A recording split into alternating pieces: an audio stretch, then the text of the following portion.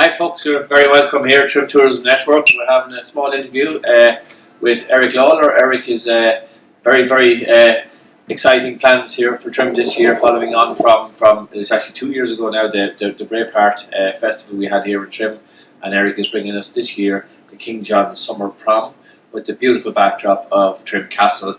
And we're really excited about it. I believe it's a 2-day event, but we're going to talk a little bit to Eric about it and get some questions and answers, as I say, so we can further or better understand what the prom is about and that. But what about it? It's a fantastic plan, and we're really looking forward to it. Welcome, Eric. Thanks for having me. Thanks, no bother at all.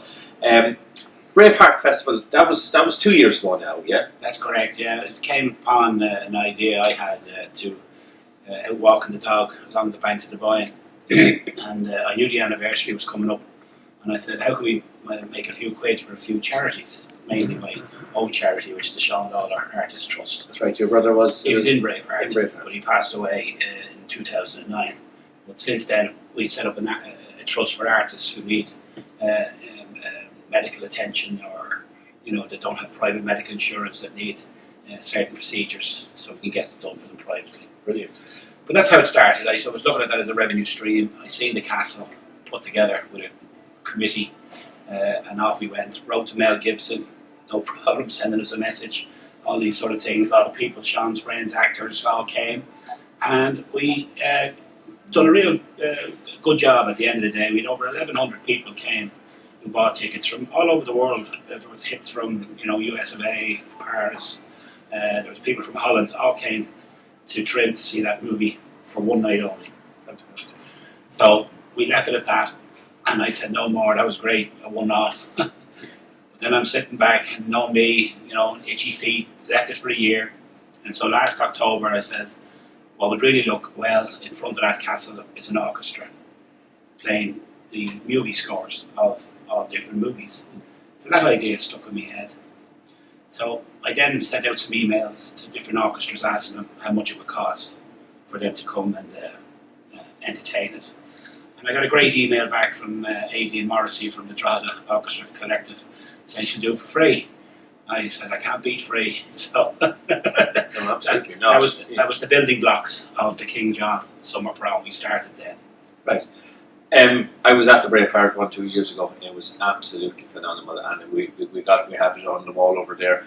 Signed pictures from a lot of the actors that were in the movie at the time. They're grown up now, but it was absolutely phenomenal. And one of the things I noticed, I went along to one of your initial meetings at the start of this, was that you were extremely well advanced and had this thing very well pulled together, even at that stage. And I'm talking about only in January, February of this year. Like you did an awful lot of work.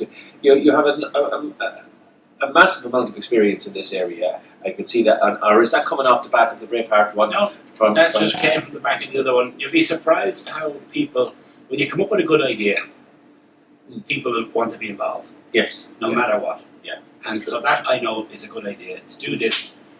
But when I costed it, I said it's because I had to get estimates in. Not everybody works for free. Yeah. Unfortunately, you can't expect the guy who's going to build the stage for free. You can't expect the guy who's going to put the seating and all this stuff in.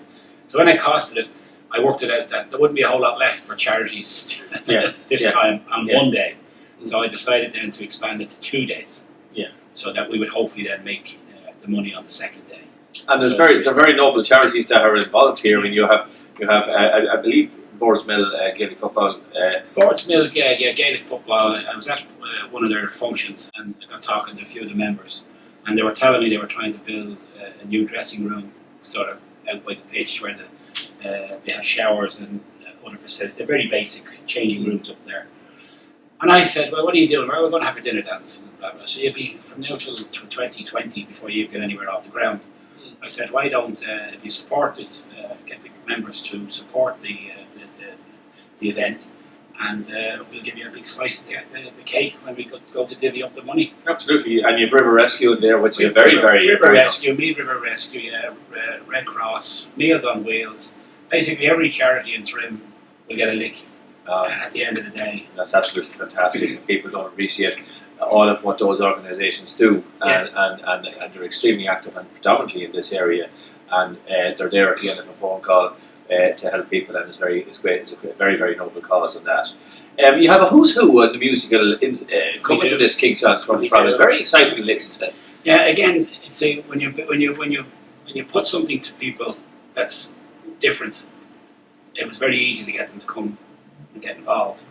Now we were blessed to have Frank McNamara and his wife are coming to play in the orchestra. That's Frank from RTE days, Gayborn. Same Frank McNamara, pianist. And then we have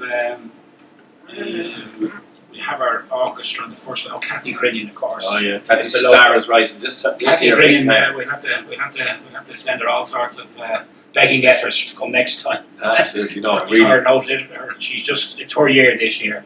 She's going to hit the big time. We've had her playing down the Stop House as well, now. and she was absolutely phenomenal. She's been skating around the peripherals for a long time. She's about to take the leap.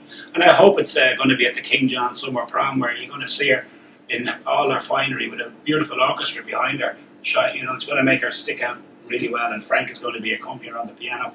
So then you have your movie scores. Now, on the movie scores, there's 17 different movie scores being played by the orchestra. But each movie score is going to be introduced by an actor. And they're going to be quite famous actors from stage and TV. And I'm not going to tell you who. You're going to have to buy a ticket and come along and find out who it is. That's fair enough. That question. I will tell you one, and that's my good old friend Patrick Bergen, Sleeping with the Enemy, will be there for selfies and autographs and the whole lot. He'll be doing a few, and we've lots of others, which and one of our newly acquired locals, I believe, in the form of one Don Baker, does a little bit on harmonica. Don Baker is going to be doing harmonica player in Once Upon a Time in the West. That's it. On the first night.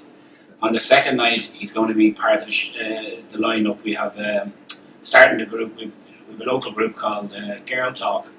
Their lead singer was in that movie Sing Street. All right. So, and he's off in London at the moment making another movie. So, when he comes back. Again, there's two local lads out in Castle Ricker. They're in the band as well, so they got him to come along to play. So they're opening the show for half an hour. That's very exciting. They're going to be followed then by a group called Cairn from Drogheda. Then followed them is Maria Butterley from Beliver. She's very good as well. Excellent.